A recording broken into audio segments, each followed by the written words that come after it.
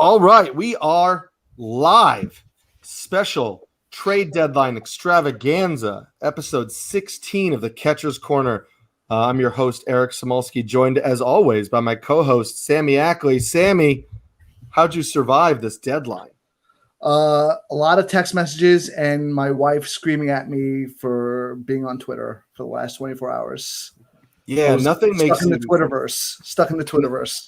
Nothing makes you feel like an addict, like the way that you just refresh. It's real. It's real. The rabbit hole is real. Twitter.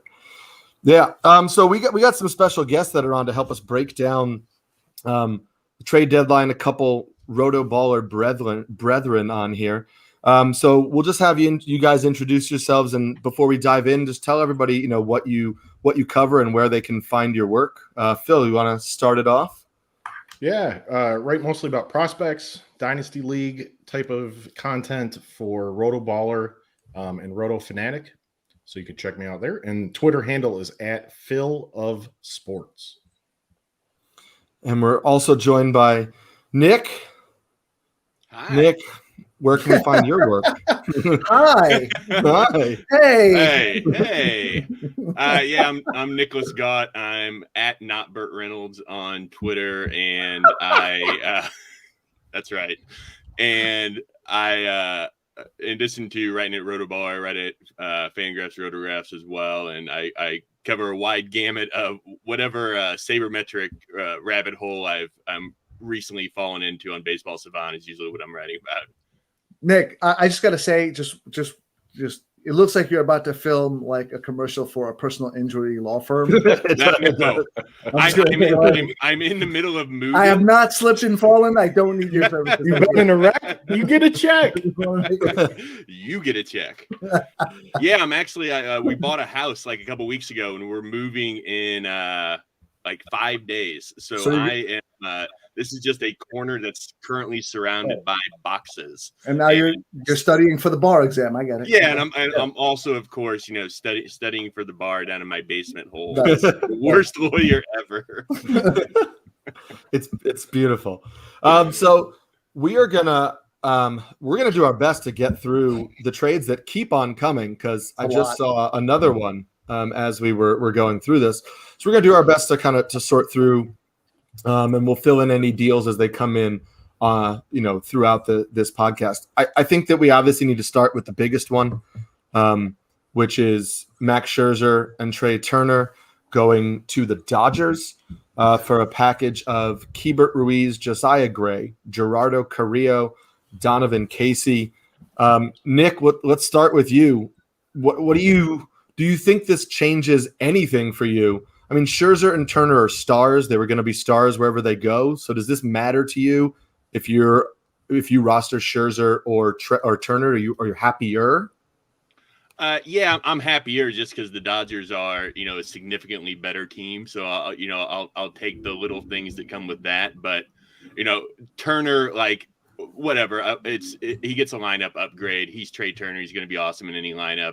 But Scherzer, like I'm expecting you hope for a wins bump considering how bad the Nationals have been and with not a great bullpen. So you hope for that. But besides that, it's two excellent players going to what was already the best team in baseball. So yes, slight upgrade. Are you worried at all about Turner's stolen bases, either because of where he hits in the lineup or because, currently Washington is 15th in the league in stolen bases as a team, or stolen base attempts per game, and the Dodgers are 26th. So do you see any knock on his stolen base attempts?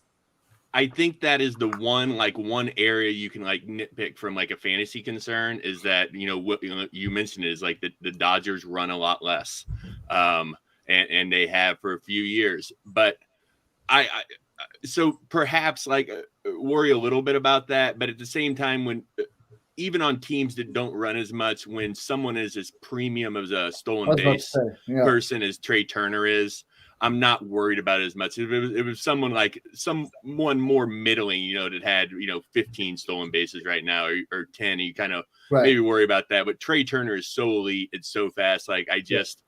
Dodgers may not run, but I think they will run when they have such an elite weapon like Turner. Right. I was going to say, how much is that a product of the speed quality that they have on that roster? I mean, a lot like Max Muncy, Corey Seager, Justin Turner. Those guys aren't known for their wheels, right? Like, so how much who do you want to run more on that team? Right. So getting a guy like Turner, I don't think Dave Roberts was going to kind of limit a huge part of his game in that way. And Sammy, I know you've been holding Corey Seager for a while, and he's on his way back. So where do you see Seager fitting in with Turner? How do you think they all get on the field? So we were talking about this yesterday, right? Like, they're not going to upend the defensive alignment, switching people around, right? It makes sense to put Turner at second base and bring Seager back to short and leaving everyone in place, Turner at third and Muncy at first. That makes sense. What I'm interested to see is how they adjust the lineup, because Seager was always batting 2, or earlier in the lineup. So where does that put him now with Turner there? It may give him more RBI ops if he's hitting maybe 5th.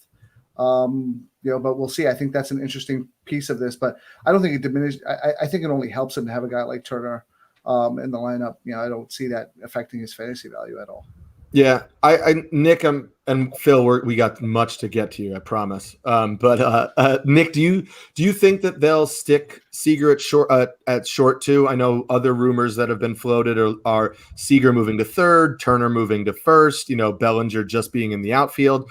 And I guess my other question is, does it matter, or do you think all those key guys are going to stay in the lineup? We're not going to really have to worry about playing time unless you're trying to roster, Matt Beattie or Billy McKinney or the Albert Pujols DFS days are maybe done. Yeah, all those with a lot of Billy McKinney exposure. I'm really sorry about your loss. No, I think all the key components are going to end up getting on the field as much as whatever lineup shenanigans they pull. I do think it's kind of like, where do you? Turner can stay at short. He's a better shortstop than Seager, depending on which defensive metrics you're going to look at. Turner's going to come out ahead in most of them. So you can keep Turner at short, play Seager at third, or Turner has played center field. He can play center field again. Yeah. That's been floated around before. I think it comes down to, I think from a fantasy perspective, just the best bet is that Chris Taylor or AJ Pollock are going to be the two people that, regardless of how they shift things around, those are going to be the two guys that lose the most. But there's also the dark horse of, how long do you let Cody Bellinger keep being terrible? Yeah. And will he be an everyday player for the rest of the season, no matter if he's batting 120 or not? Right. So if they ease him back some, then I think maybe Taylor gets a little more than he's losing right now. But as far as the key guys like Seager, Turner, they're gonna get their time no matter what. I think they're gonna let Bellinger try and figure it out. I think he would have to go even more into tank or go on the IL yet again. But yeah, all the key guys will get their stuff. It's just Pollock and Taylor are going to be hurt by this, which isn't a lot of I have Taylor in a number of fantasy teams. That's not a small thing for a lot of guys. Great. He's been great. Yeah. Yancey's been swamped at work, so he was just curious. You've come to the right place, Yancey, because we're going to fill you in on literally everything. You didn't miss much, though. just literally every team in the majors making deals. Just to add to this point, I honestly think the injuries to Mookie Betts and Seager coming off injury and his history, I think it allows them to kind of be flexible in the way they adjust this lineup and this defensive rotation. You can literally put Turner at short and give Seager a day off, and then put him in center field, give somebody in the outfield a day off, maybe move Bellinger to first base one day. There's so many different ways now that they can attack and give guys rest heading into the playoffs. I think you're going to see a bunch of different things coming down the stretch. And they've always been good about that. And I think, to Nick's point, like even if the guys sit a day or two, you're still going to get the production from those guys. And Phil, we've got some MLB ready prospects coming the other way to the Nationals. Is there anybody of note that fantasy owners should be paying attention to? Yeah, you want to watch K-Bear Ruiz. You want to watch Josiah Gray probably for the rest of this season. See how the Nats use them. Both could be usable. Both are probably MLB ready right now. Both are having really nice seasons. Both have been good players throughout their minor league careers. So I think it's a good return from that perspective for the Nats. If we're just talking about Scherzer, like when I first saw the trade and I thought only Scherzer was in it. But to get Scherzer and Trey both, it feels a little light. Can we just acknowledge? So obviously I'm a Yankee fan, and I remember back in the day that the Yankees were ruining baseball with creating a juggernaut of a baseball team. Where is the outcry? The Dodgers get away scot-free by building a super team, and there's no outcry. But they had to trade. Bowers in jail. Where is it? They had to trade for it at least. I think the Yankees back in the day is they just threw money at people. We've grown soft in these trying times. I think they gave up a couple of nice prospects in the deal. There's a debate whether Josiah Gray's the best pitching prospect in the Dodgers system. He's probably not. He's a prospect I really like. He was a shortstop, converted to a pitcher, went to a small school in the Northeast. So he's shown a lot of flexibility and ability to adapt his game, I think, throughout his professional career. And he's relatively new to pitching, too, if you think of it that way. So, Phil, just like you said, Turner and Scherzer. Yeah. And you see, I mean, Phil, we should expect, Josiah Gray was in the rotation for the Dodgers before the deal. We should expect him to just remain in the Nationals rotation, correct? Yeah, I think I haven't broken down who they've got, but I know they've lost Strasburg and Scherzer in the last day. So and Lester, who was filling up a spot too. So someone's got to throw the innings, and he can do it. I mean, he's MLB ready now, I think. Yeah, and with Yan Gomes going out he was also traded away. Is there a chance that we see Ruiz up with the Nationals at the end of this year?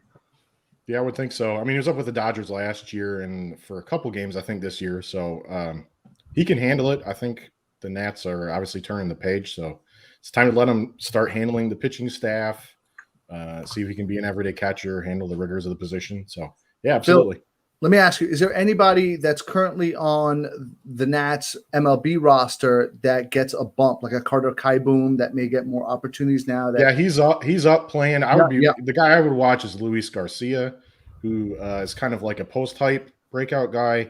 Came up last year, didn't perform super well, but it was a weird season. He's really young too. He's been murdering the ball in AAA. His power numbers have really spiked, which is awesome. Shortstop, he could be their everyday shortstop now because Turner's gone. So that would be the guy I'd be looking to hunt off the waiver wire if he's out there. And he should play every day. And for deep leagues, I do just want to mention, because we talked about John Lester before. John Lester went to St. Louis for Lane Thomas, who was interesting at times for the Cardinals. He had some double-digit home run and stolen base years in AAA for the Cardinals. And what happens with Cardinals players when they leave St. Louis is they tend to do well in other organizations. So I wouldn't be shocked if he's starting in left field soon over Gerardo Parra, and maybe is of interest in 15-team leagues or deeper. The Nationals continued selling off, trading Kyle Schwarber to the Red Sox. And Schwarber's not back yet. We got a couple weeks to go there. Nick, where do you see him fitting in that Red Sox lineup? Because it seems crowded right now. Yeah, it seems it's like it depends on if you believe can Kyle Schwarber learn how to play first base. I think that's going to because the outfield's super crowded. With Verdugo's going to play and Renfroe's going to play. So if Schwarber can't play first, or he's only going to be outfield or DH, then Duran is gone. I assume I assume they would send him back down instead of just letting him play sporadically. But Yeah, that's it's kind of crowded. Like I'm curious to know whether like if they knew in advance, like if they traded for him, like yeah, we're pretty certain he can play first, or he's just been outfield only in their mind from the get go. I mean, Sammy and I have talked about this, and I will acknowledge that I think the transition will be easier for Schwarber than Sammy does. I will also say, to your point, we're not sure what reps Schwarber's had at first base before. I wouldn't be surprised if when he was with Chicago and they were thinking he wasn't going to catch, because most people said he wasn't going to catch, he got some reps, but he was never going to play first because of Rizzo. And then he was never really going to play first in Washington because, they had Ryan Zimmerman and they signed Josh Bell. So there's a likelihood that Kyle Schwarber has been doing work at first base because he was never going to be a catcher, or people didn't see him as a catcher, and corner outfield first base was maybe his path, and he just has never played on a team with a first base opening. So that's possible. Phil, are you kind of on board also with thinking that this might be bad news for Jarren Duran? Yeah, I mean, the worst news for Jarren Duran is he struck out like 40% of the time. Right. We might be having a different conversation if he hit the ground running. So, yeah, I don't see why they would keep it with that experiment, especially after making this trade. And I think, people talked about that. That was part of the reason that Duran was called up weeks before the trade deadline, was to say, let's get a look at him and see, can he do it or not? And if he maybe can't do it right now, then, we'll send him back and see if he needs that extra seasoning. That's not something you want to be figuring out September 1st. You'd rather figure it out in the middle of July. Yeah. I'm just excited to see Schwarber scale the wall. And it's going to be fun. Yeah. He could go to left and Verdugo in center, and he's not a tall guy. He's not that tall right. of a guy. So I would love to see the vertical on him when he tries to sure. Yeah. It's also fitting that the Babe's in Fenway though. Babe Schwarber to Fenway makes sense. Yeah, and everybody talked about it a bunch, but the Schwaba to Fenway is just I mean it's ideal. Perfect. So responding to the Dodgers trade, the Giants made a deal in like 15 minutes before the deadline, acquiring Chris Bryant for Alexander Canario and Caleb Killian. So Nick, my question to you is just, when Longoria is back, when Belt is back, how does this lineup shake out a little bit? Do you think Bryant is mostly in the outfield? I mean, ideally,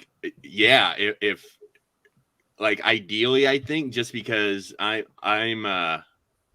was a shame that Longoria got hurt, because he was on all my teams for one thing, so that's the first big shame. But he has had a fantastic year. And so it'd be a shame if he's the one who gets hurt by this Bryant move. I would, their best lineup is with Chris Bryant in the outfield.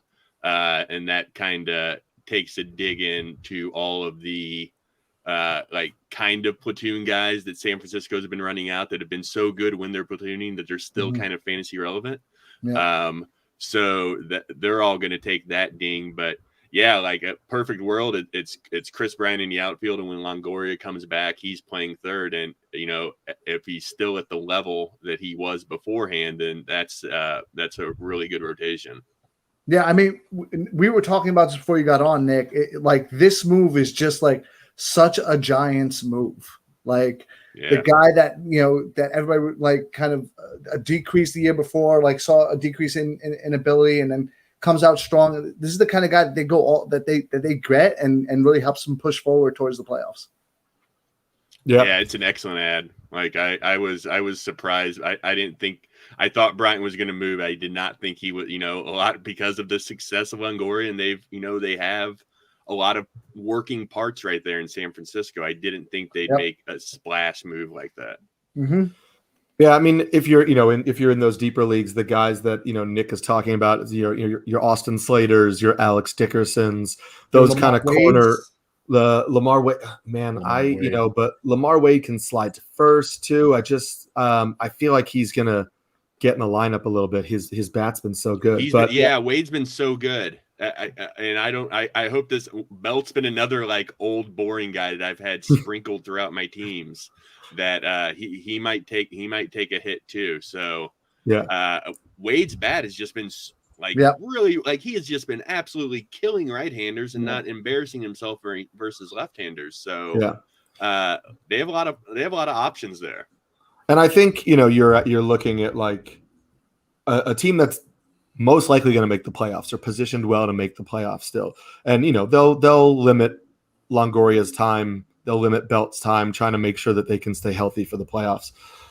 Phil, Alexander Canario is the big name, but he's a ways away, right? Or is this a guy that was most likely rostered in most dynasty leagues? Is he somebody whose value changes at all based on this trade? I don't think his value really changes much. Like you said, he has a few years off still. I think if you're a Giants fan, you're fine with moving him. He was, not that he wasn't looked at as a potential future piece for the organization, but he isn't one of their big potential future pieces. And Caleb Killian definitely isn't. He's more of a pop-up guy that had a really good he's been very good this year, but again, these are two kind of chips that you would cash in for sure for Chris Bryant. Yeah, this to me is more in line with like what the Yankees return was, or what the Yankees gave up for the Joey Gallo, as opposed to what we're going to talk about later was what the Blue Jays had to give up for Berrios. And I know there are years of control and all of that under it, but it's not a deal that you're super upset about if you're the Giants. I would say Canario's probably better than any prospect that went in the Gallo trade, any singular prospect. Yeah. Sure. I mean, did you all get a sense that most of the deals were a little bit underwhelming in terms of the return that they were getting back? Like, I felt like I hadn't seen so many trades for established major league players that, didn't return like the percentage of MLB ready talent was so low to me. I was like, wow, these guys are really getting dealt for guys that may be 1 or 2 years away. That's how I felt. I don't know if you guys felt the same. I think it's just more indicative of just how the market is overall, in that MLB teams are a lot more willing to trade than they have been in past years, but they are still clenched fist around the cream of the crop prospects. And for getting, almost everyone I think that's been traded is you're getting either 2-3 months or you're getting a year and a half. Like right. That's most of the trades have been made, and teams are just no longer willing to give in high ceiling talent that is, it used to be like, okay, we'll get rid of them, they're far away, kind of like we do in fantasy. Right. Like I'm always willing to trade minor leaguers far away, but now it's like with these impact prospects, they're like, no, we're not going to give them up for a half a year of someone excellent. Like it's just, it's becoming the industry standard. Like I was trying to think of this earlier, like off the top of my head, just like when's the last time that someone really gave an impact prospect for just a true like half year rental? Like if that's going to get done, it's getting done in the Scherzer Turner where you're getting a year and a half total, out of them. And if it's not getting done in that trade, like I don't see where it's getting done. Yeah, I also think part of it is also, coming out of the pandemic. I think, cash strapped teams are trying to get these contracts off their books, and they're willing to take prospects that may be a little bit farther away just to clear the balance sheet in that way. Yeah, little yard sale, get these contracts off. Mm-hmm. Yeah, and I wonder also 2022 impacts the thought process too. Yeah, you're talking about potential strikes and all that. Yeah. Mm-hmm. And I was going to ask you, Phil, I mean, do you think also, we didn't have a minor league season last year. So is it possible also that, even though a lot of the people reacting to these trades are super plugged in and they've gotten live looks this year and they saw guys last year, is it possible just that, the public valuation of these prospects is just still skewed by having a year less information than we normally do? Yeah, I think that's a very good point. And as we go through the list, there's a lot of prospects that got traded that are having good statistical seasons this year. Yeah. And we'll keep going through that list. The Cubs, continued trading off guys. In addition to dealing Chris Bryant, they dealt Craig Kimbrell to the White Sox. They also dealt Ryan Tepera to the White Sox, but that was in different deals. And the return for Craig Kimbrell was Nick Madrigal and Cody Herr. And everybody seems to think it was a great get for the Cubs. Phil, I know the scouting report on Madrigal, but is this really the type of impact prospect that people are saying this is a great return for Craig Kimbrell? Or do you think that he's going to be a fine major leaguer, but not maybe anything special? Yeah, I think Madrigal, you're looking at a player who's going to be in the bigs for like a decade at least. He'll have the occasional all-star type season, but more likely than not, he's sort of going to be solid defense at second base and a guy that hits in the bottom third of your batting order, I would think. Yeah. And I've kind of been the same thing. And, Sammy, you're a Nico Horner lover, appreciator. I do feel like there's some overlapping skill sets in there. Horny for Horner. He is. That could be the name of this episode. I think Eric might be overstating my affection for Nico Horner. Well, Nico Horner, I got a question for you guys. Who closes? Who gets the majority of ops? Because we were having this conversation with a bunch of friends, but who gets the primary ops? Like, is it going to be? I'm of the idea that Hendricks has been there since the start of the season. He's their closer. He's not going to get unseen. He's been amazing, but it's also Craig Kimbrell. Who do you guys think gets the lion's share of ops there? I'm putting you on the spot, baby. Let's go. I think that Tony La Russa's head is probably going to explode, like trying to decide between this aged veteran who is awesome that used to be that just came in and the veteran that's already established, like both closers, capital C, like he's lying awake right now. Well, he's passed out from wine, but he was lying awake at some point. Just who am I going to pick? Like, it's really going to tear him up. Like, I honestly, I don't know. Like, this was like you favor the incumbent guy, right? I guess. I mean, Hendricks has been there for a couple years now and has been excellent for a couple years. Like, if you trade for Kimbrell and say, sorry, mate, I'm afraid you're now our setup guy. Like, I don't think that's probably a good move. Like, that seems, I don't know. I feel like that would be odd. But at the same time, why do you trade for Craig Kimbrell, who's having a terrific year, and then not let him close? Right. I don't know. Yeah, it's going to be so weird. There you go. It kind of reminded me of the Yankees getting Britton and Chapman together. Yeah, and I do think they, La Russa has come out and said, I guess, because obviously this is a question everybody's asking him today, that, he likes the increased flexibility it gives him, that there were times where they were holding Hendricks for the save situation, and in a tie game, they didn't, have anybody to go to. So I really do think that it's going to be the fantasy manager's nightmare of a little bit of a split situation. Is depending on who feels freshest, who's looked the best, they're gonna maybe get to hold that guy for the 9th and throw the other guy in the 7th or the 8th, and they're both gonna get saves for the remainder of the year, but neither one of them is gonna be quote unquote the closer. I just can't see a situation where you tell one of those two guys you are not gonna get save opportunities, either because of standing and, their clubhouse relationship and their talent, but also just because of their talent on the field. Right. It almost is a little bit of a coin flip of who would you rather have pitching the 9th inning. They're both so good. If you're a Hendricks and Kimbrell owner, sucks to be you today. Sorry. Yeah, that's the only thing we can agree on. Like, it's both of those fantasy owners are. You had two closers, now you have one. Yeah, now it's a rough situation. The Cubs triumvirate being dealt away also included Javi Baez, who was traded along with Trevor Williams to the Mets. So, Sammy, let's start with you.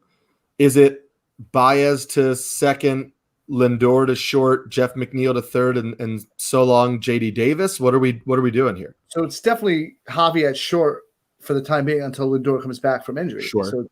So it's definitely easier right now. I think once Lindor comes back, it's definitely you can't take Javi out of the infield. He's just too good defensively to take him out of the infield. And I think he's flexible enough to play second base. Definitely. I think you sign Lindor as your starting shortstop. He's going to be your shortstop. And I think you put Javi at second base. That middle infield tandem is not going to change. The odd man out here is going to be McNeil. and JD Davis. Like, what do you do? Because Dom Smith in left, Nimmo in center, Conforto in right. It's that third base spot. Both guys, Davis and McNeil, know how to play it, have played it. So it's going to be interesting to see there. Yeah, and it's great for a platoon situation because McNeil's lefty and JD Davis is righty. So it kind of works out.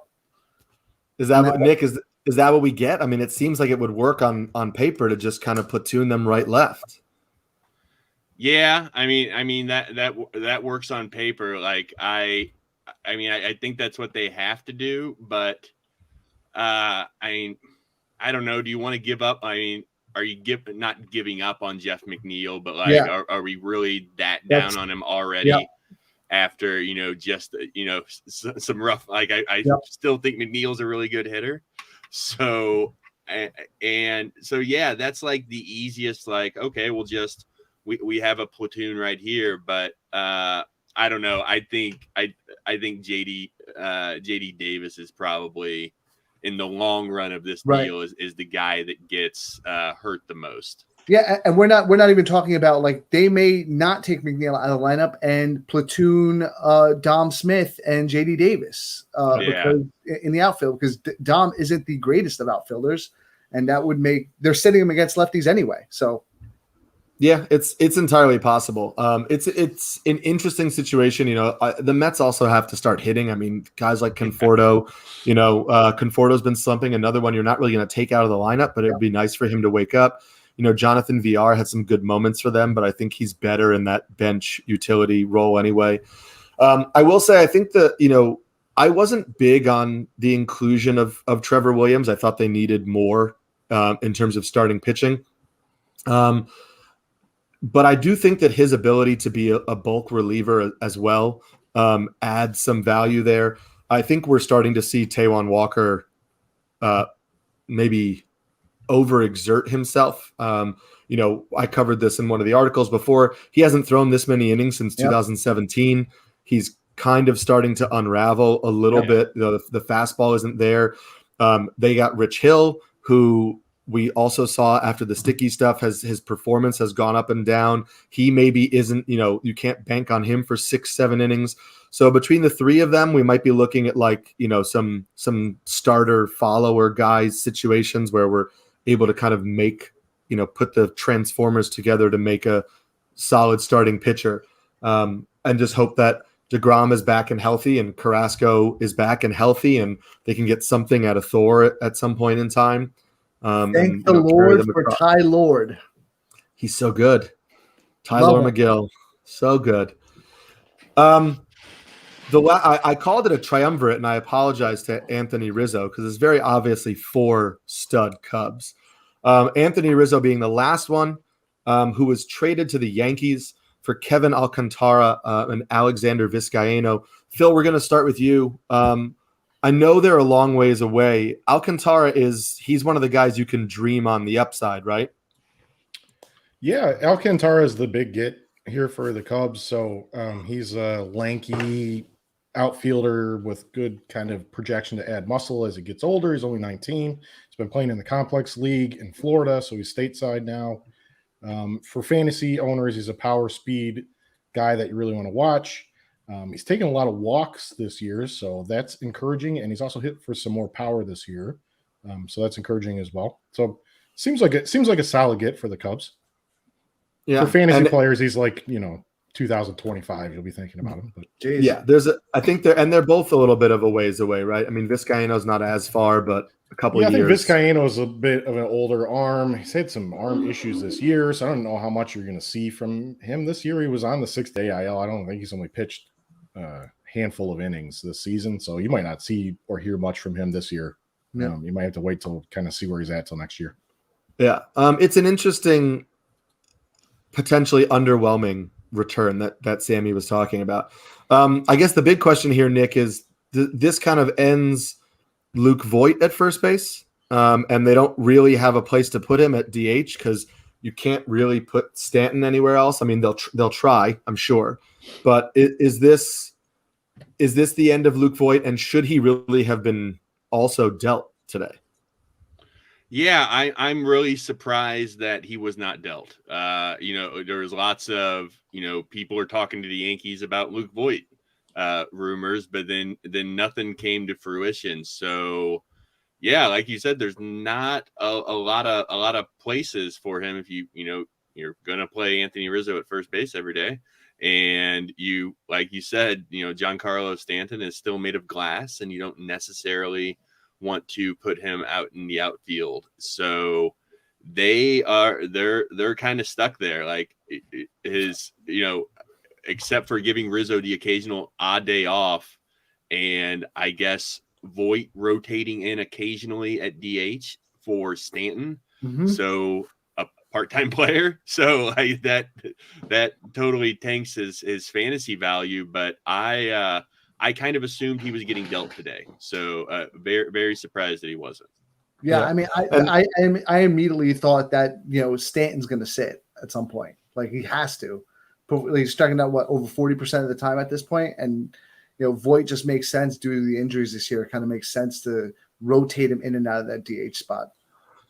And your point that Voigt's injury prone, Stanton's injury prone, Rizzo has the back issues, so it might all work itself out. Who knows? Yeah. And Sammy, we'll come to you for your take on this in a second, but we got to get to the other big acquisition the Yankees made, which was trading for Joey Gallo, who is not a free agent at the end of this year. So they get a year and a half of Joey Gallo. They got 4 prospects back from the Yankees.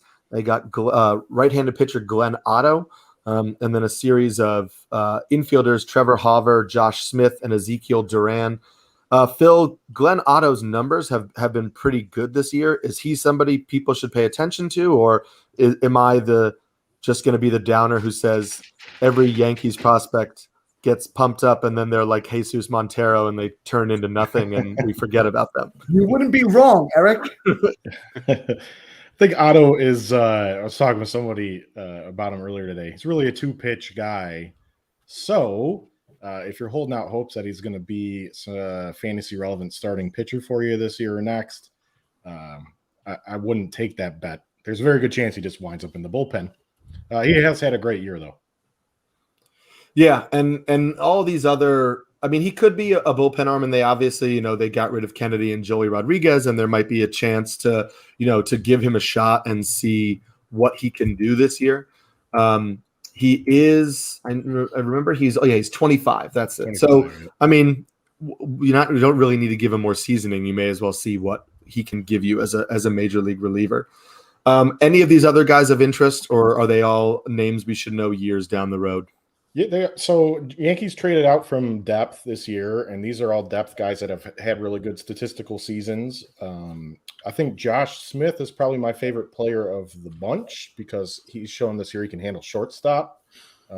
So he's also had a great hitting year. He did kind of hit a wall when he got promoted, so it's something to keep your eye on. But these are all guys that are probably 2-3 years away for fantasy potential. Josh Smith being the one I would keep my eye on the most. Yeah. And then the Gallo side of it, Nick, I assume is just, better for him, right? I mean, better lineup, better ballpark.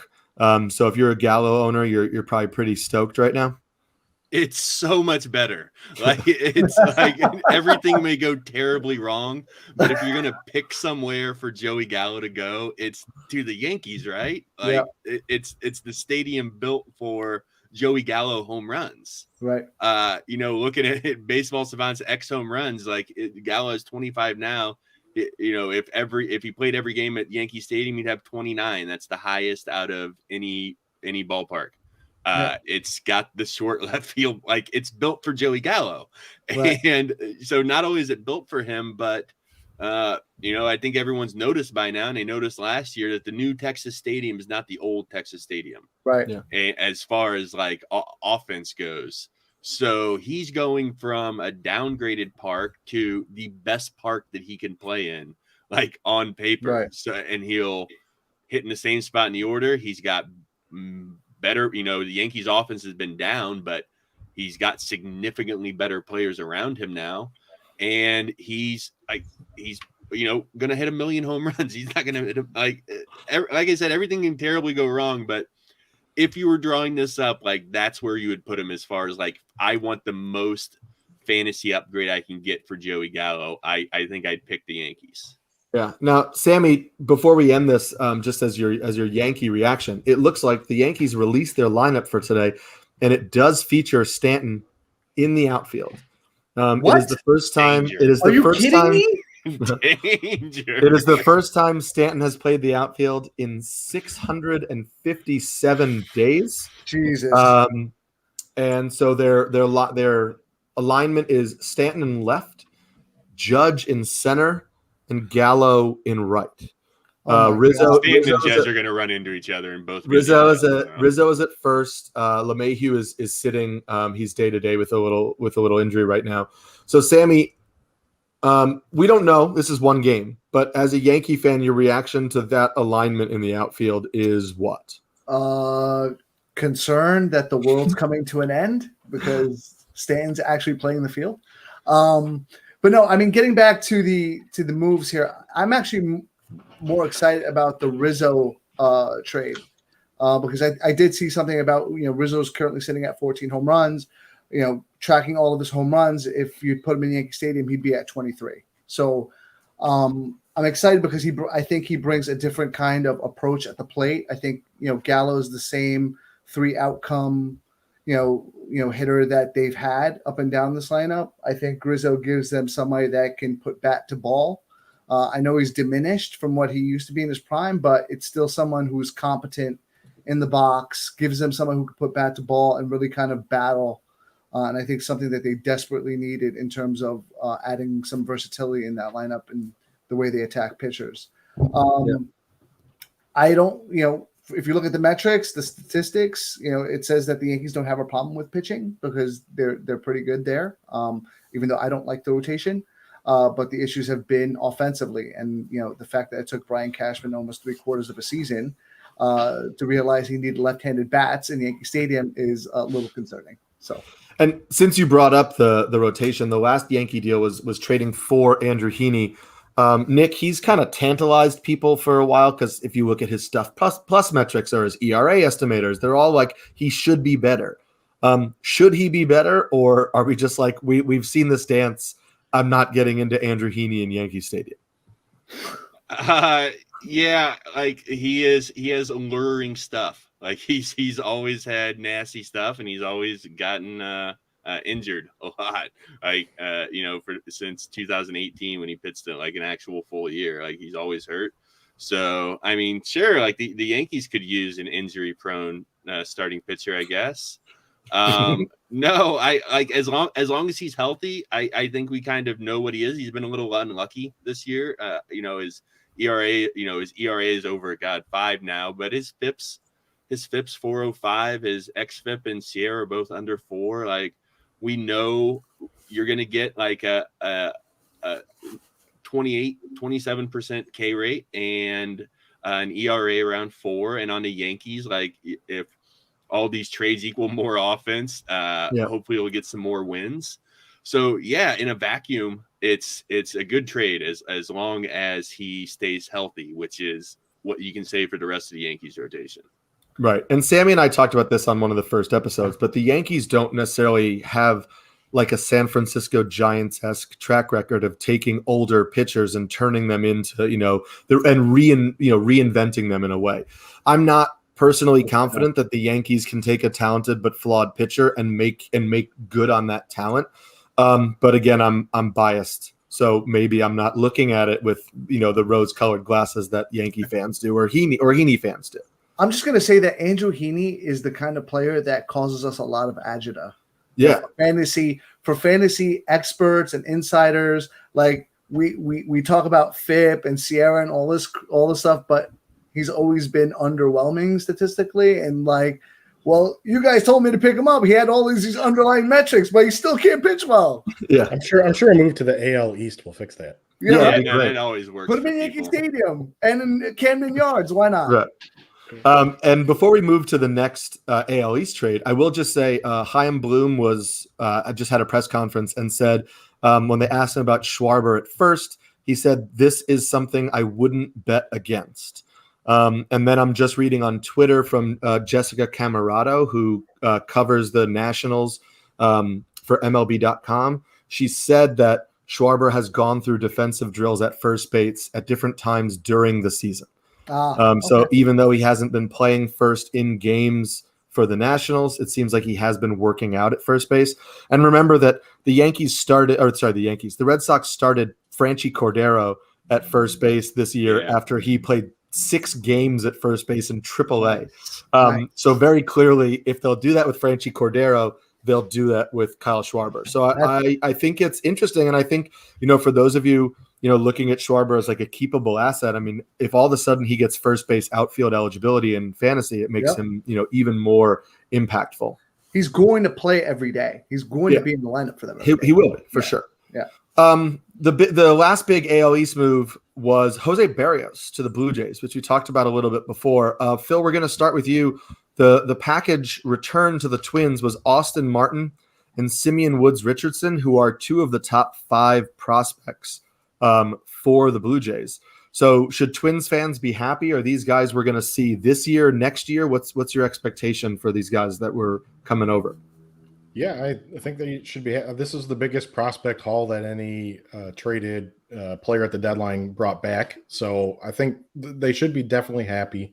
I said earlier, wow, the Twins got another Royce Lewis. So Austin Martin reminds me a lot of Royce Lewis. Same kind of strengths, same kind of weaknesses. He's strengths, position versatility, weaknesses. Maybe he's not an everyday shortstop. Gets on base, but maybe doesn't hit for a lot of power and doesn't have enough speed to be super impactful for his fantasy players. Simeon Woods Richardson's 20. He's spent the season at AA. He's pitched pretty well at AA. I know his ERA is over 5, but the peripheral stats are better than that. So I would almost be more hyped about him than Martin at this point if I'm a Twins fan. But the Twins have a lot of pitching prospects coming up. They've added a bunch. I don't know if you'll get SWR in the, looking at a rotation spot next spring, but you might get Joe Ryan that they got from the Rays in that situation. Yeah. Is it out of the question to expect Austin Martin in Minnesota next year? I mean, this is his first. He was a draft pick, obviously, in the year where we didn't have a minor league system, drafted 5th overall. This year, in his minor league debut, he's at AA. He's played all year at AA, so there's a non-zero chance maybe he gets some AAA exposure at the end of this year. So is he a guy who we could be looking at as like starts the year in AAA next year and then is maybe a big promotion?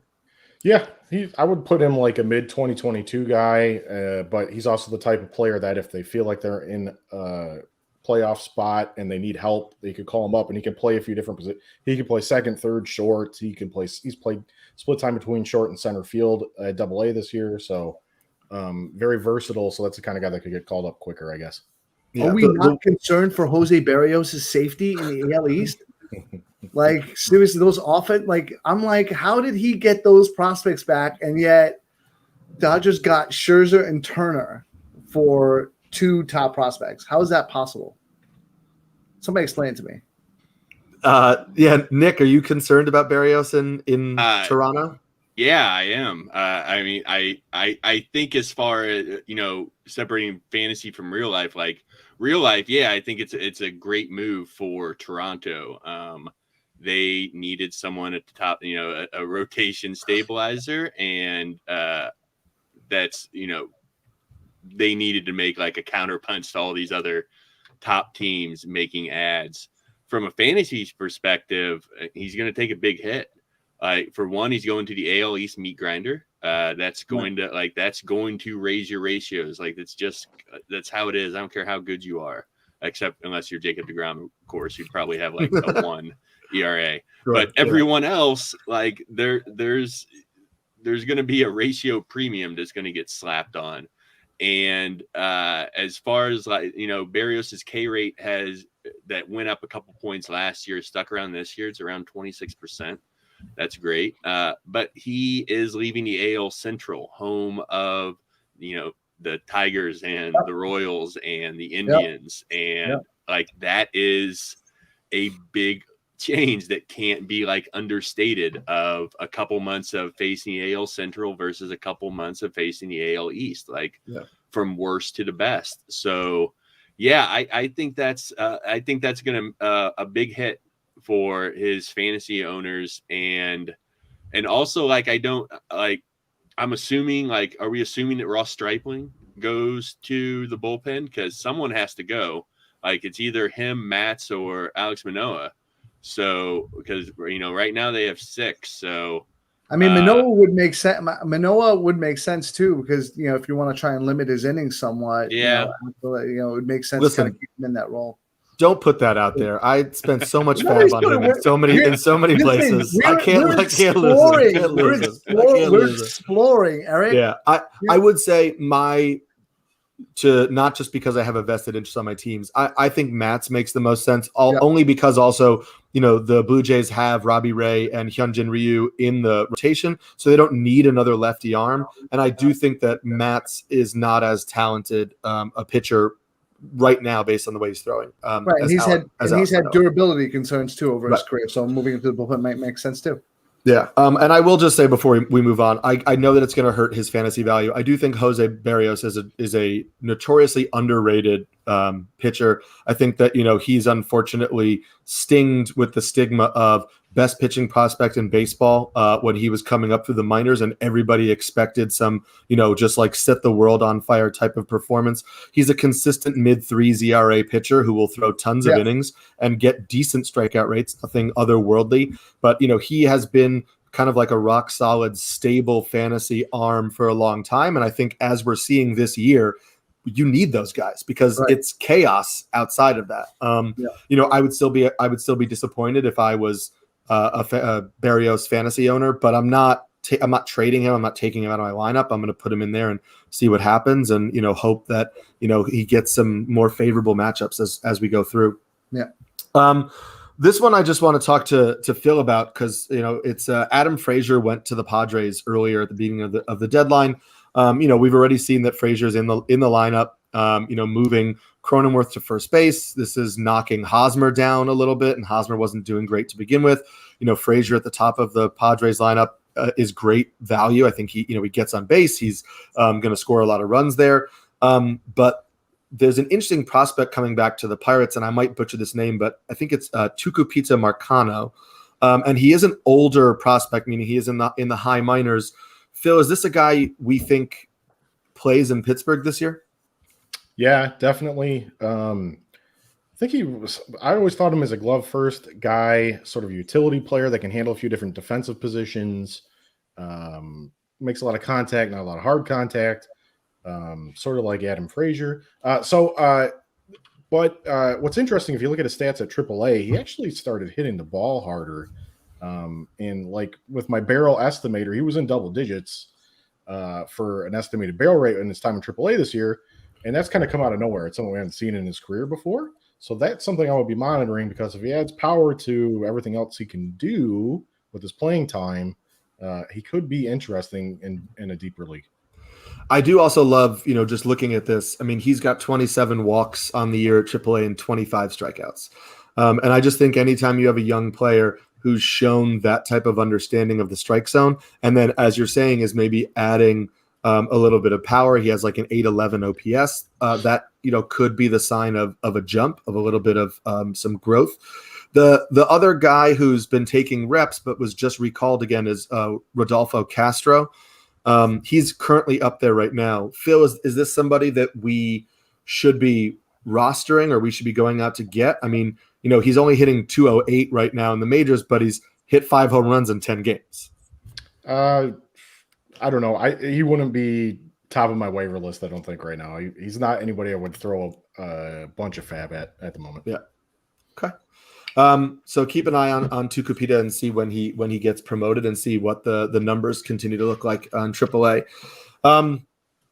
We're going to talk about some NL East teams right now. Start with the Miami Marlins. The big deal from not today, from yesterday, was Starling Marte being moved to the Athletics for Jesus Luzardo. Nick, this seems like a pretty phenomenal destination for Marte, no? Yeah. Yeah, like that's it, it's a great spot for Marte. Like we're going to, we kind of know what Starling's going to give you at this point, and he's going to go to a better team. So expect he's still gonna, power production, stolen bases that he's always going to give you. It's going to be there. You're going to get batting average. I think the batting average might come down a little bit the second half, but it'll still be high. And the runs and RBI are, you would assume, going to go up, going to a much better team in Oakland than in Miami. So yeah, net big gain for Marte. I also like the move for Luzardo too, going to Miami. I think, he's going to be there with a bunch of young pitchers. I think the Marlins have done a great job developing their young staff. I think he can definitely get help there. And I think this is a perfect trade, I think, for both teams, and helps both teams. I think it's one of those rare trades where each team gets what they need. Yeah. Yeah, I think. Go for it, Nick. Go ahead. Go for it. Yeah, I think it is a good spot for Luzardo to go. I can't believe Oakland. I guess their opinion is very low of him. Right. Because this is not an Oakland move to give up someone who, he had a bad year and he's only been okay in the majors. Right. But he's been one of their top pitching prospects for a while, and he's a left-hander, and you're getting lots of control still left, and you're getting 2.5 months of Starling Marte. Right. Like, either Oakland really, really, really believes that they have a shot to win this year, and Starling Marte is who will put them over the top, which I just don't know how they can be that confident, given they play in a division with the Astros and the Dodgers are sitting across the league from them.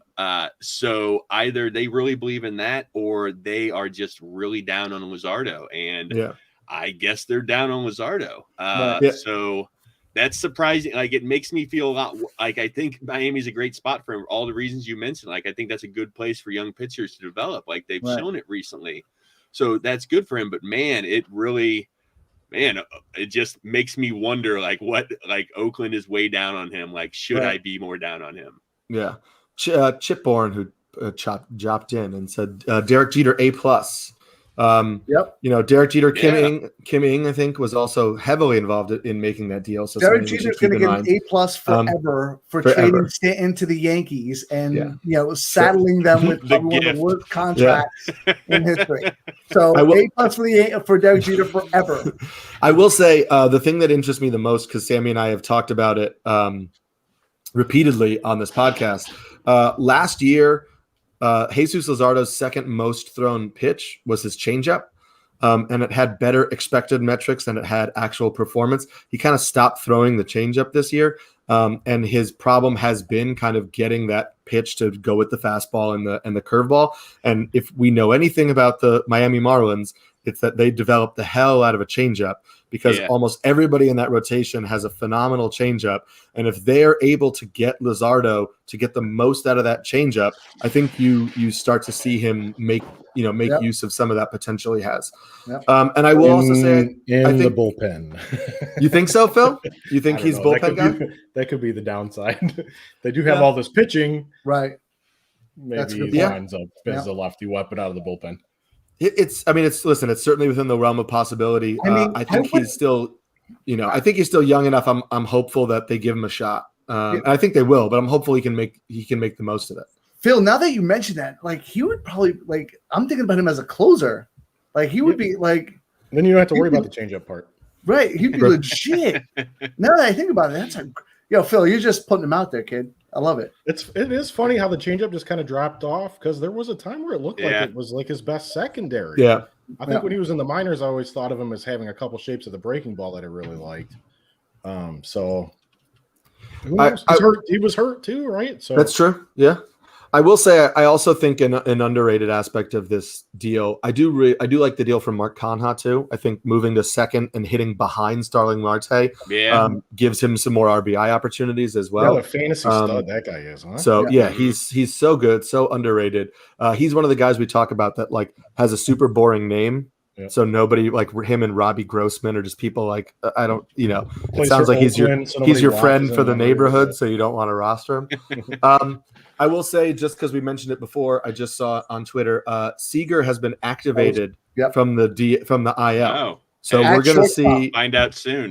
We'll find out soon. Obviously, He's Turner is still on the COVID IL, so we're not going to see it right now. But we'll see sooner rather than later how that playing time shakes out. We're going to lump these two together because it feels like they're the same dude to me. But the Marlins also traded Adam Duvall to the Braves, but then one of the after the deadline deals was that the Royals traded Jorge Soler to the Braves.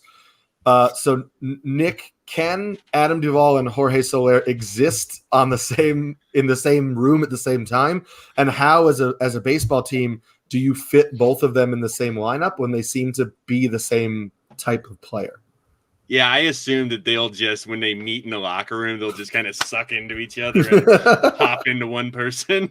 Or they're like the Spider-Man meme where they're just pointing at each other. Just pointing at each other. Right. The Braves, like, they picked up a lot of outfielders today. Like they traded for Jorge Soler and Eddie Rosario and Adam Duvall. And like, I get that you need multiple people to try and replace Ronald Acuna, but that's getting there a little. It's just like, they remade their outfield, but to what end? Like, I mean, Rosario's a rental. I think some of this is money stuff too, but I'm like, good job, Braves. Like you got some interesting names that would probably be a lot more interesting if like you were actually making a run for something this year and like had a realistic shot at anything. You're like, okay, we got to try and make some patches to fill in for Acuna so we keep our head above water and we can keep this thing going. But man, these just look like futile efforts, but like it's not like they gave up that much from what I can tell. So I guess good job, Braves. Like you made moves. Yeah, and I think that Duvall has been an underrated defender for a little bit. See right now, at least Roster Resource is projecting until Eddie Rosario is healthy and back, because he's still on the IL, that it would be Jock Peterson in left, Adam Duvall in center, and Jorge Soler in right. Now it might not be the most defensively adept outfield that you can put out there, but damn if that's not a power hitting trio of guys. They're gonna hit some home runs. And then you add Austin Riley, Freddie Freeman, and Ozzie Albies to the mix, and Dansby Swanson, who's coming on. And you're not replacing Acuna. I mean, I think we all understand that. You're never going to replace that type of player. But there's some pop in that lineup. They're gonna do some damage. And then I think Rosario is still a very good hitter. And then maybe when he's back, you're platooning, whoever's not hitting as well between Soler and Duvall with, Rosario in a left-right split. Well, I was going to say that they're probably going to do because we were talking about this earlier, like Duvall goes on these amazing streaks. And Soler, I think, is on one right now. So it may be, hey, which one, like 2 out of the 3 or whoever is, killing it, they're in the lineup. And then when somebody falls off, you kind of, mix and match in that way. Yeah. I think it makes sense for the Braves. They just need a bridge, really, because they've got Acuna coming back, Drew Waters, Christian Pache. Yeah. They've got Harris, new prospect that should be up. So they've got a lot of young outfielders that could probably be up next year to contribute. So this guy just throwing a bunch of veterans at the problem right now and bridge it and see if we can do something in the playoffs kind of makes a lot of sense. Yeah, not expecting so many resources on that one side. Mm-hmm.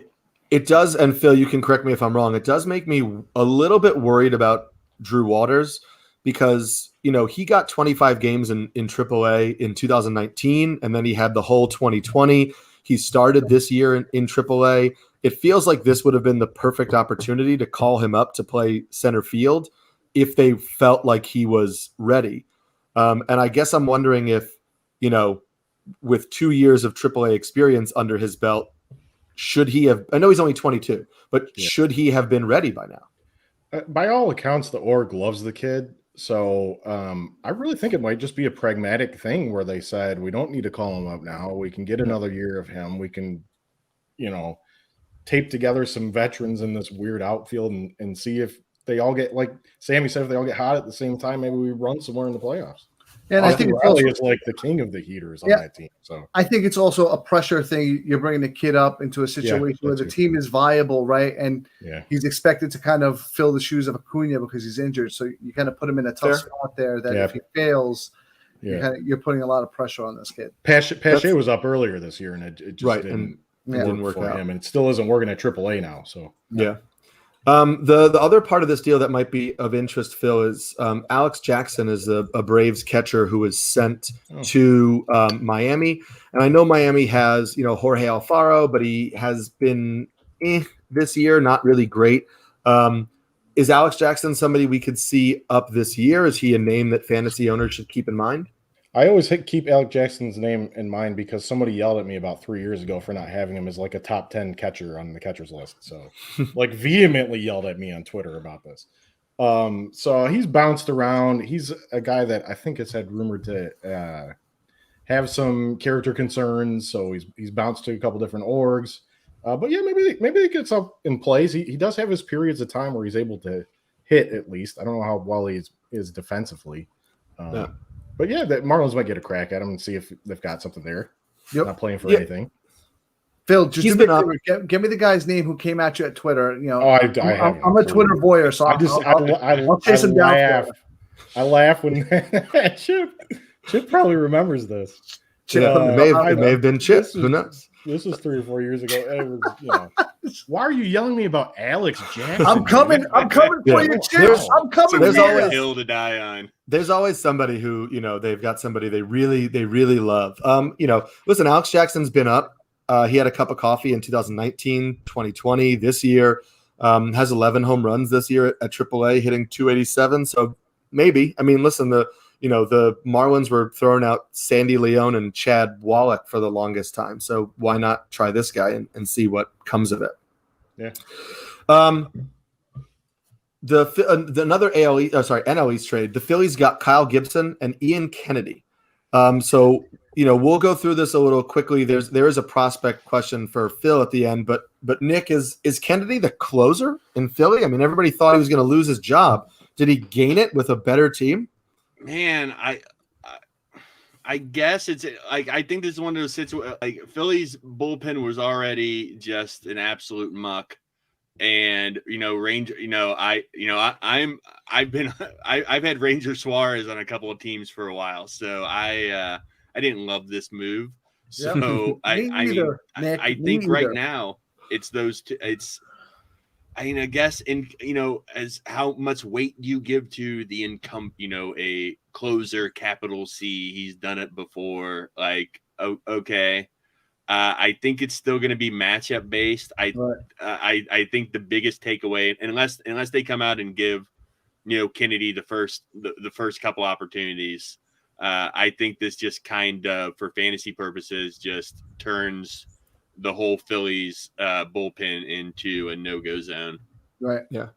And am I alone in thinking, Kyle Gibson was a great story at the beginning of the year and he's a fine pitcher, but the first half was a little bit of a mirage and I'm not really running out to get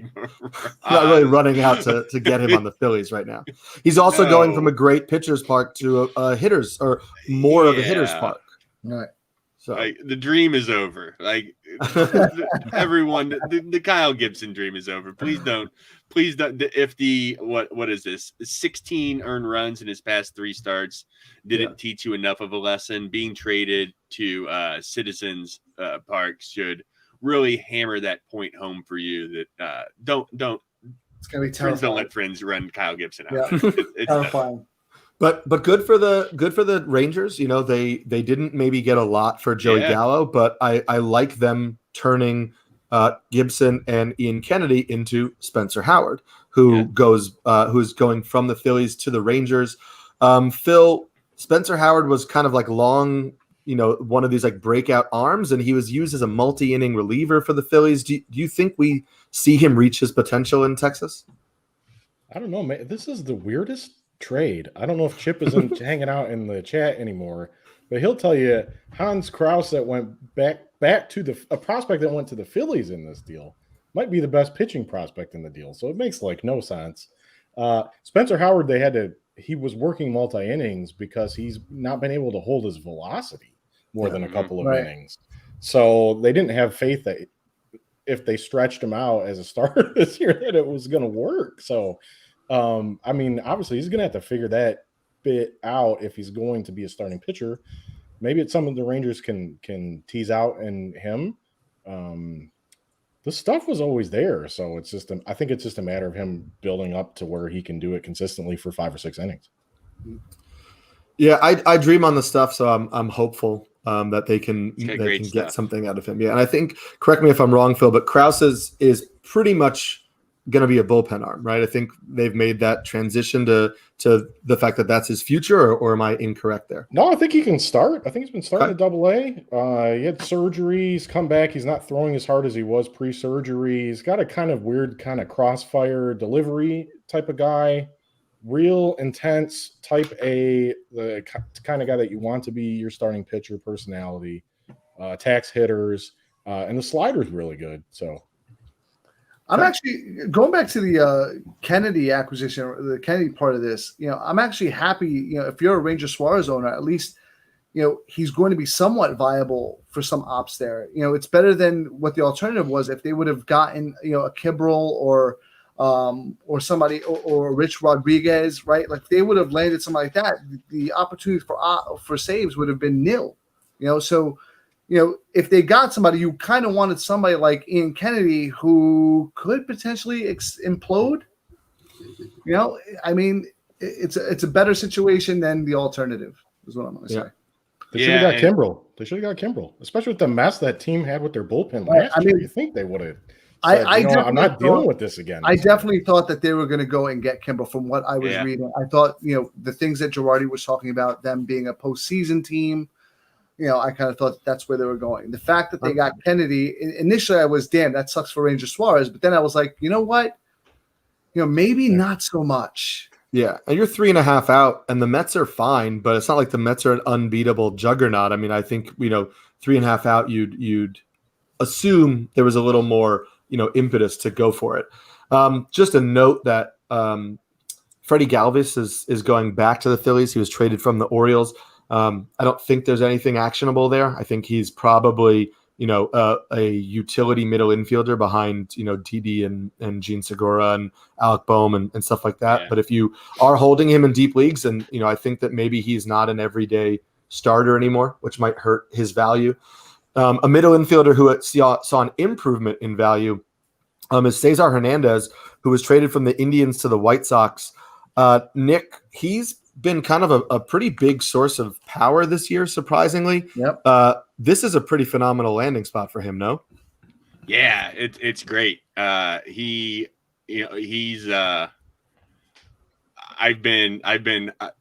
makes it. I do a weekly points article for Rotoballer, and I've made a lot of jokes at people's expense for not picking Cesar Hernandez up, because he's just been this like low budget, quiet compiler that top of the lineup was going to play every day, so you already have that of just like compiling through sheer plate appearances.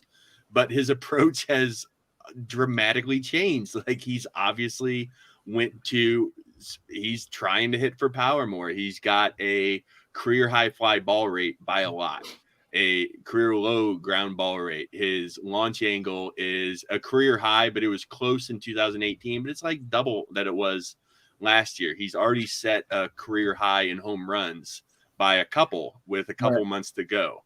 So, the average hasn't been there as much, but whatever, like, you'll take, he has 18 home runs, and now he goes to hit at the top of the order of a much better lineup in a much better ballpark. So yeah, you gotta love this move for Hernandez in every facet. Nick, are you the type that throws those subtle digs at people? Is that what you're doing there? Oh no, I start with subtle, but then eventually I get up to You just a full dash, like hit you with the shovel. Yeah. sometimes that's what it requires. Did You Cesar gotta Hernandez, keep ramping things up. did he adopt like a Joey Votto approach this year? Just like, you know what, I'm gonna just keep whacking at it. He's like I've looked and I can't Surprising. I can't find anything. He's like I've turned into Cesar Hernandez home run hitter, but like the numbers don't lie. It's like you mentioned with Votto. Like I was talking about that last year with Votto. Like, hey everybody, just in case you're wondering, like Joey Votto is pulling the ball at 20 points higher than he ever has before and hitting way more fly balls. Yep. And, like something is going on, and it didn't stop this year. And it's like Hernandez, for whatever reason, it's like the mini launch angle revolution, and no longer.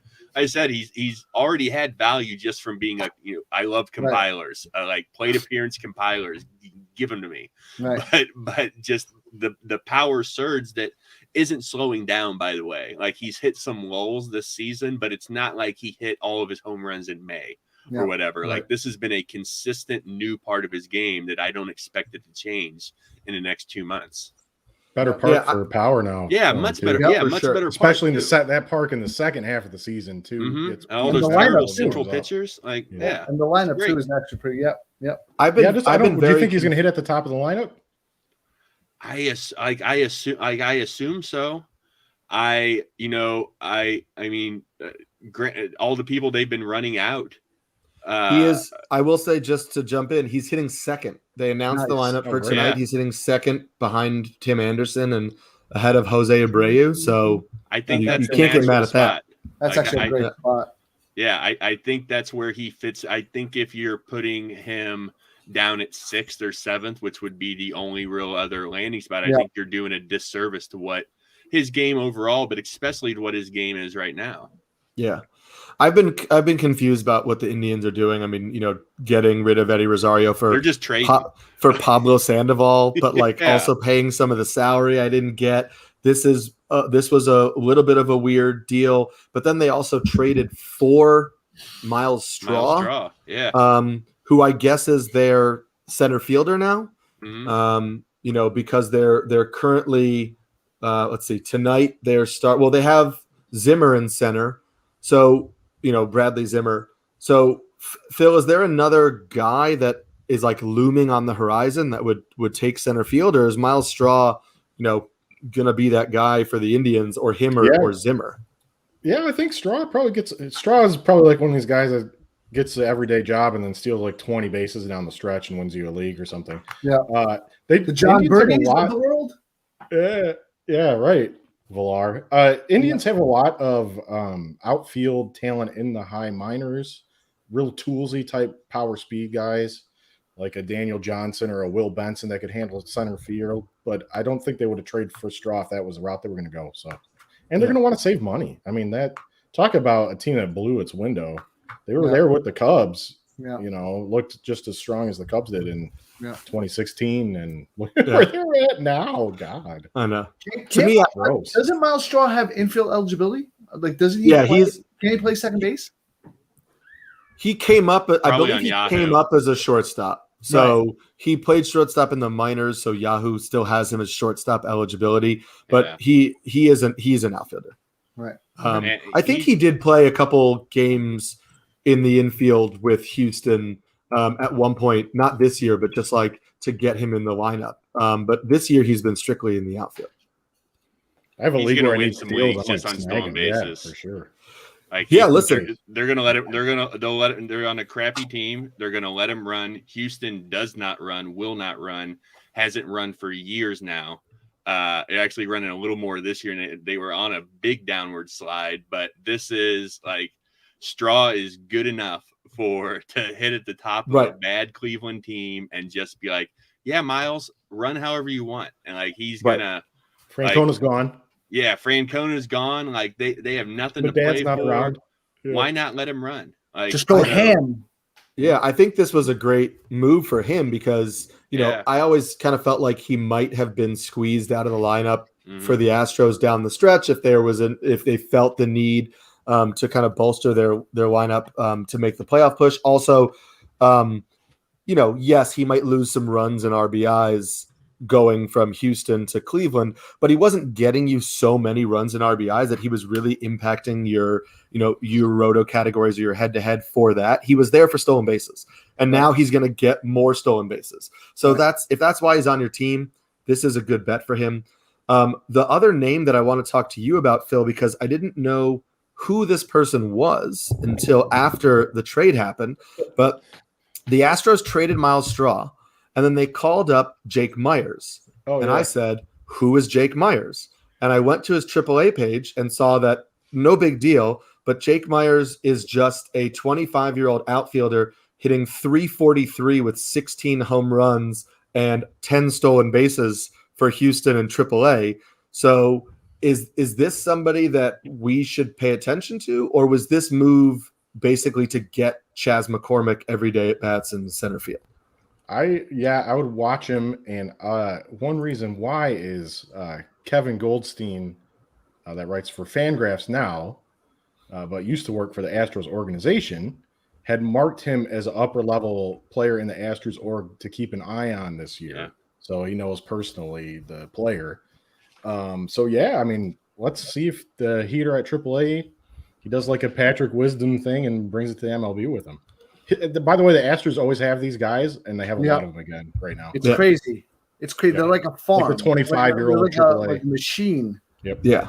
And the other one that they had, which we'll talk about, but he wasn't a deadline deal on the day, but it was obviously Abraham Toro, who went to Seattle, and he's another guy who's always shown flashes of plus tools, but was not getting consistent playing time. Was this year with Bregman out and wasn't really producing.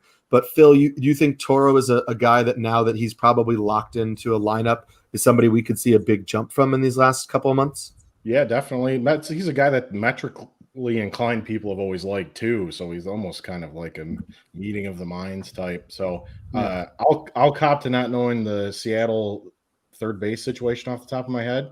But yeah, if he's going to play every day, I'd probably grab him.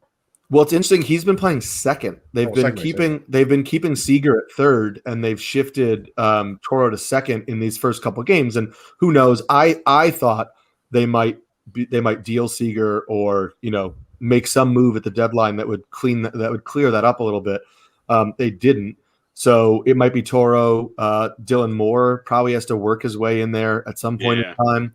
But this could be a situation where Toro winds up at second base and third base eligibility, and he's in the lineup, every day, 6 of 7, 5 of 7. And I'm intrigued by that skill set. I didn't hold long enough. You didn't. But now you can go pick up Jake Myers or Chas McCormick, who I think is another guy who's, he looks like an accountant on all of his photos. His photo is so funny. But he's produced. He's been good for Houston this year. So who knows? I think that he could get those runs and RBIs that Straw was hitting at the bottom of the lineup. Another deadline deal, which I wasn't sure how it was going to play out, but it was Eduardo Escobar going to the Brewers. And then I just see right now that Eduardo Escobar is playing third and hitting fourth for the Brewers in his first game with the Brewers.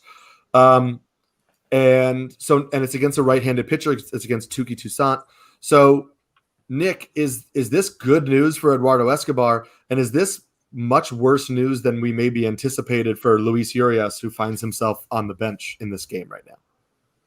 Yeah, I think Urias takes a big hit. He's been having a pretty good season, but not like he's going to be the one that I think from a fantasy perspective really takes the biggest hit here. Escobar, it's an upgrade. It's an upgrade of going from a really bad team to an okay team. Like that's he's had an excellent year. I think he's going to keep having an excellent year.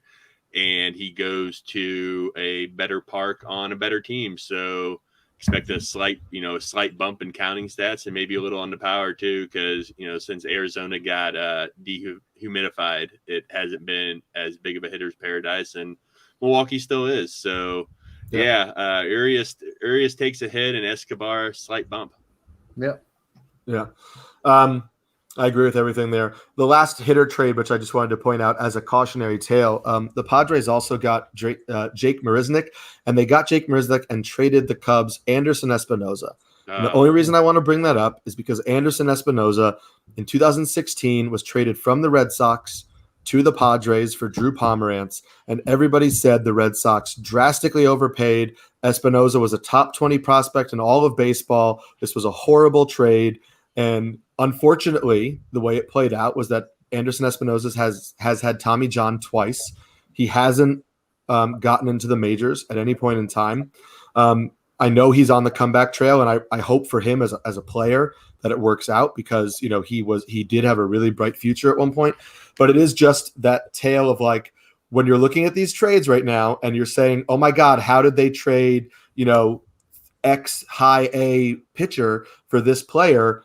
It's going to come back and bite us in the ass. It doesn't always. We never know what's going to happen. Calling the Red Sox PR department, please contact at Samsky NYC. You might have found your PR guy. Yeah, I can't believe an 18-year-old pitcher didn't work out exactly. I know it's crazy. It never happened. Thought that he might. It never happened. Oh man, he was so good at 18 though. We all were great. He was so good. We were all so good. He was nasty. He was going to be forever nasty. I can't believe it didn't work out. It's weird. We're gonna do some quick hitters here because obviously there are a lot of deals. So we're only going to talk about things that might be fantasy relevant. Richard Rodriguez was traded to the Braves. Nick, is this a situation where he could be the right-handed complement to Will Smith, like some people, like myself, thought that maybe Chris Martin would be coming into the season? Yeah, I think that's what it's going to be. Maybe you say it's not a direct right left, and maybe Will Smith gets, is the lead guy by a little bit, but. Yeah, you have to expect this isn't going to be just a Rodriguez moves to straight setup and Will Smith remains the all-the-time closer. Like there's going to be some overlap, which of course means drop in value for both of them fantasy-wise. Right. But you're still holding Rodriguez if you were a Rodriguez owner, correct? Yeah. For now, like for the next couple of weeks to really with a lot of these reliever situations, like I don't want to jump the gun on making assumptions about usage and whatnot. I mean, Will Smith has been just a setup guy before too, and he's the lefty of the group. So maybe it goes the other way, and Rodriguez, if Will Smith hits some bumps here and Rodriguez is lights out, then maybe that's the switch and it moves Smith more to a setup. So I hold for a little bit, but if after a week or two it looks like okay, like Rodriguez used to get me a couple saves a week, now it's like one or two every week or two. It's I don't think he has a rest of his total value is quite enough to keep holding him if you need a roster spot. And on the closer Palooza episode that we did, all of those guys did say that David Bednar was their closer of choice in Pittsburgh. So if he's still available in your league, who knows how many saves you're going to get? But the guys who cover the bullpen seem to think that he's the guy. He's the one I picked up. Yep. Sammy's prayers were not answered because Yimi Garcia got traded, and he got traded to the Astros. I want to bring up 2 points here. One is a lot of people said that Anthony Bender is kind of the favorite for saves. Dylan Floro has been much better of late. And so I would be curious to just put all of the eggs in the Anthony Bender basket. Since the sticky stuff crackdown, he's become less effective, and we're not entirely sure that the two are related. He also was in independent baseball before. So at some point in time, that journey has been a little bit up and down, and maybe he was performing a little bit, over his head. Dylan Floro has been having a pretty good year for the Marlins and has been the more effective pitcher over the last couple of weeks. So I would put some bids on Dylan Floro if I was in leagues too, and just see how it shakes out over the next couple of days. But the thing I wanted to ask you, Phil, was the return in the Yimi Garcia deal was Brian De La Cruz. Well, I don't know why my computer is not letting me click. It's so super weird right now. It's like the mouse. the curse of it's like it's that's why my microphone is on the control key, so it's that did it. So it's Brian De La Cruz. The reason I'm asking you is he's in the starting lineup for the Marlins today. Yeah. So is this a guy that we should be paying attention to in any type of league? Yeah, I'd watch. I don't really need to grab him right now, but he's another actually Goldstein guy who talked very highly of his makeup and work ethic. And he was just kind of blocked in Houston because I have so many of those 24, 25-year-old outfield types. So, yeah, it seems like the kind of club that'll give him run, too, with Mattingly and the Marlins. So I like it.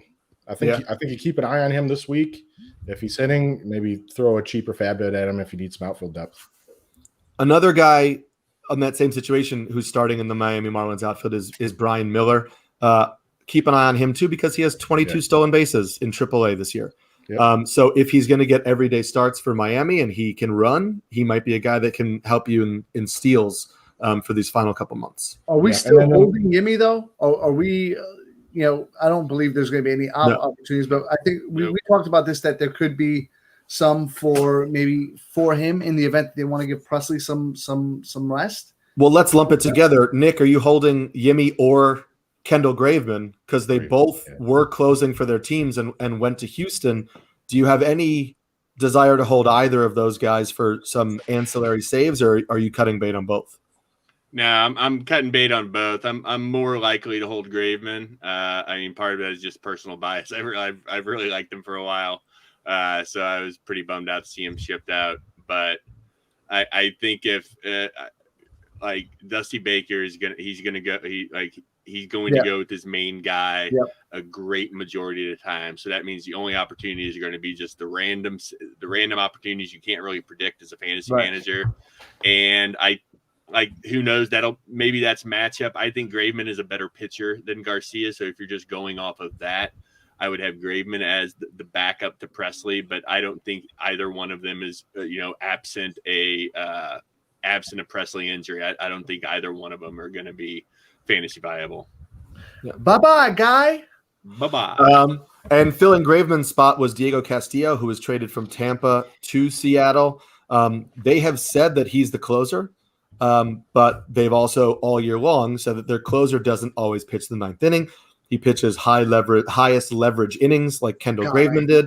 I hate that so much. To me personally, and you guys can tell me if I'm reading this differently, to me this doesn't change my valuation of Diego Castillo because he wasn't getting 100% of the saves for Tampa anyway. They were doing, Fairbanks or, any other guys. So if he's going to be highest leverage innings for Seattle, he's going to get saves. He's going to pitch.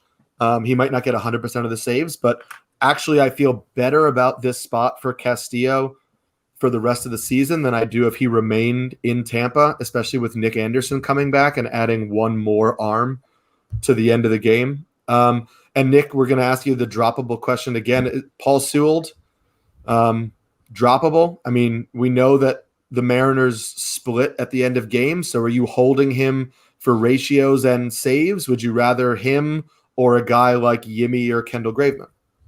No, I'm not dropping Sewell. I really, once again, I have a lot of bias here. I really, really like him. I wrote one of my most recent pieces at Fangraphs was about the non-closing relievers that you can trust for their overall fantasy value is good enough that they're worth a spot even if you don't think they're going to get saves. And Sewell was one of those guys, like when you strike out 43% of batters you face and have a 2 ERA and get consistent innings, saves be damned.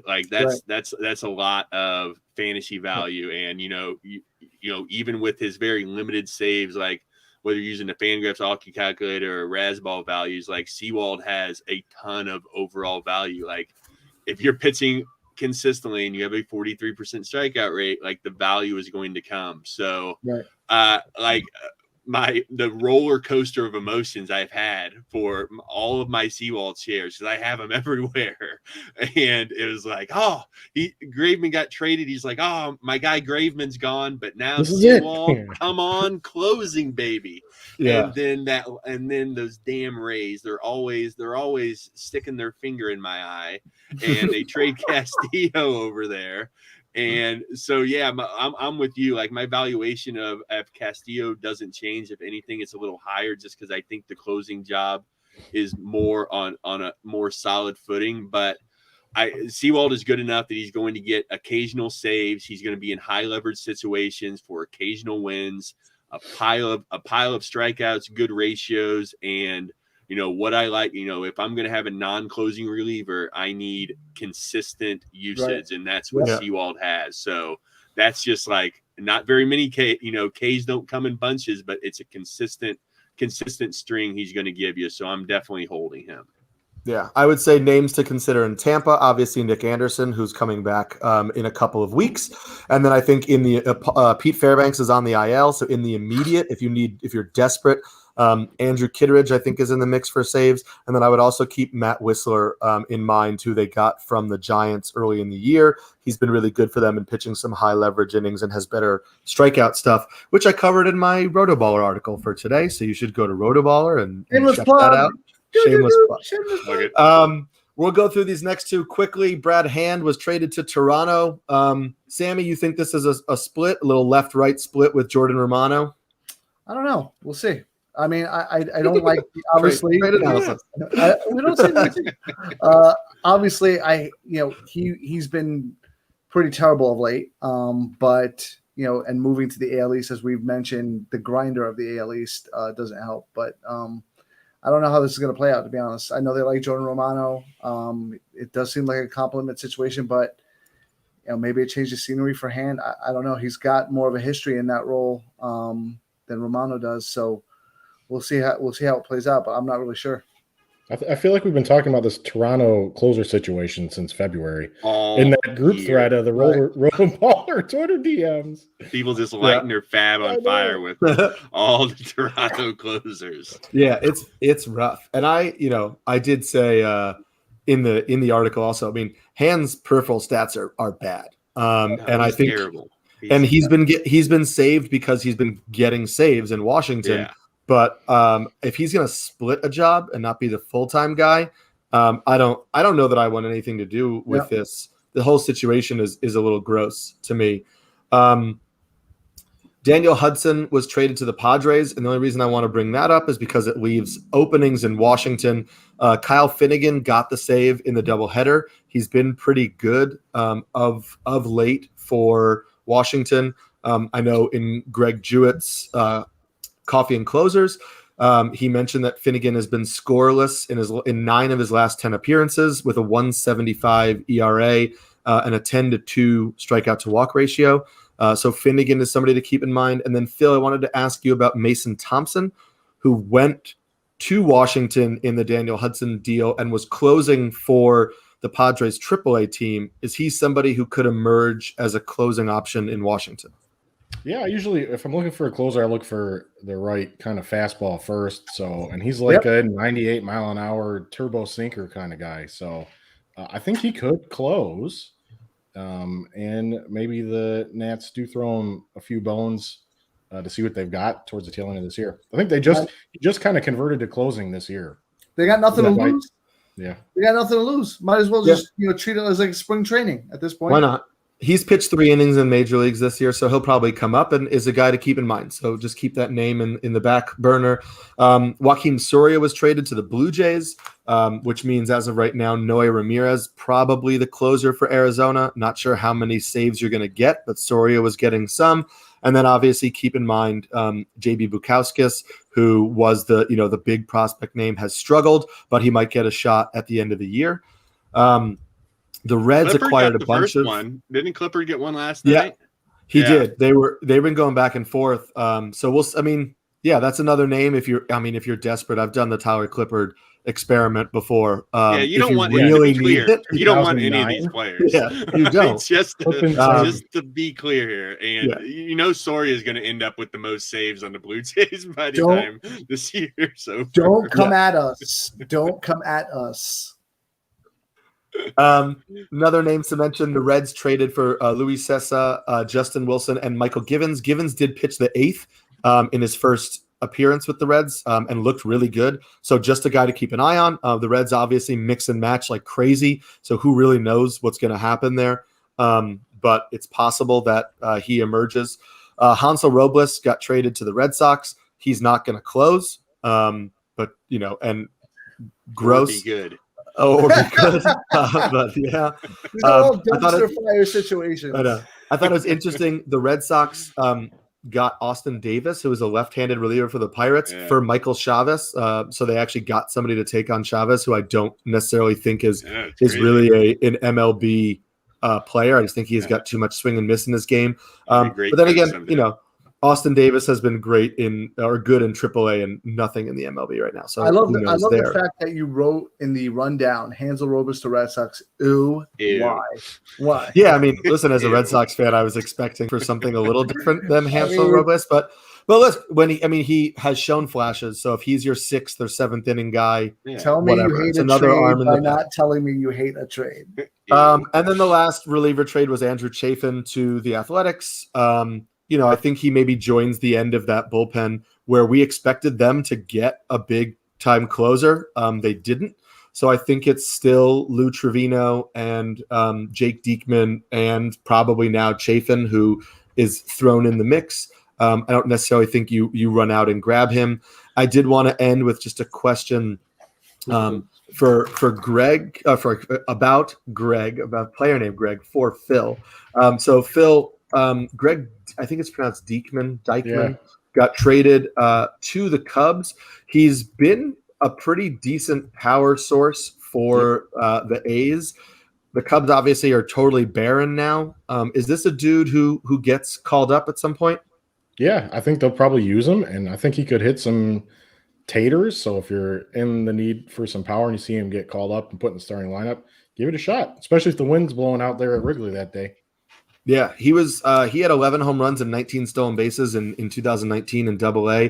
He's hitting 300 this year. He's got 7 stolen bases. So there is a little power speed in that game. And he's shown some nice his walk rate has jumped from 10% to 19.2% in going to AAA this year. So I think he's somebody that they're going to give a chance to. He's 26. So there's no reason that the Cubs don't throw him out there and see what he can do. So he's the next Patrick Wisdom. Yeah, so that's a guy. I mean, if you're in deeper leagues and you see him get called up, I would give that a shot. Guys, who's closing for the Cubs? Rowan Wick, probably.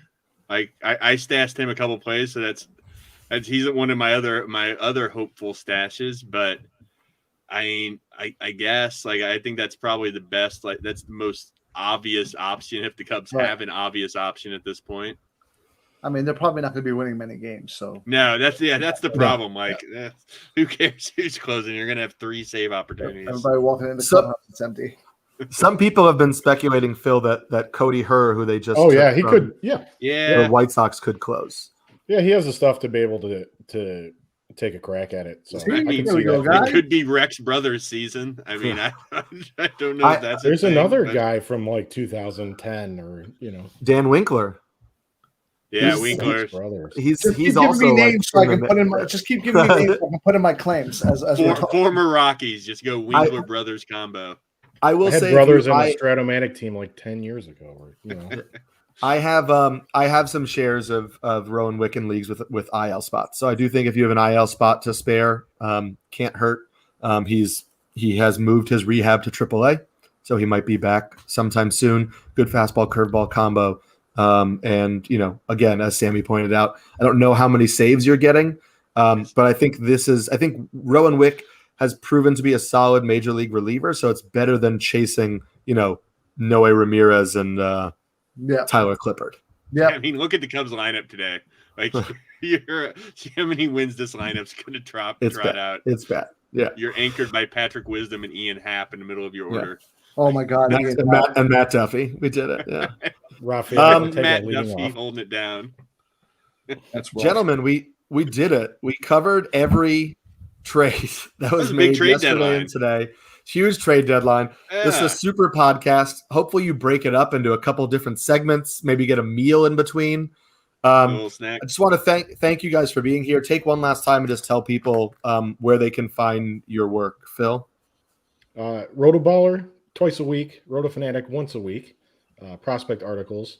And then if you follow me on Twitter, I blast out random stats. So at Phil of Sports on Twitter. And Nick? Yeah, so I'm Nicklaus Gaut. It's Gaut rhymes with caught if you need a little help there, not like the horrible disease gout. You can find me at rotoballer.com, of course, a few times a week. I'm at Fangraphs once a week, and on Twitter at not Burt Reynolds, and where I mostly tweet about like Fast and Furious movies and baseball things I'm annoyed with. So that's about it. The new one was good. The new one was good, Nick. And if you slip and fall, just call Gout and Gout. They'll get the best judgment for you that you can possibly find. Yeah. It was a pleasure. Enjoy your weekend, everybody. As always, download, rate, and review the podcast. Let us know what we're doing, what we can improve, what you like. You can find my work on Rotoballer as well, or on Twitter at SamskyNYC. Enjoy your summer weekend. Better, guys. All right. Thank you. Later, dudes.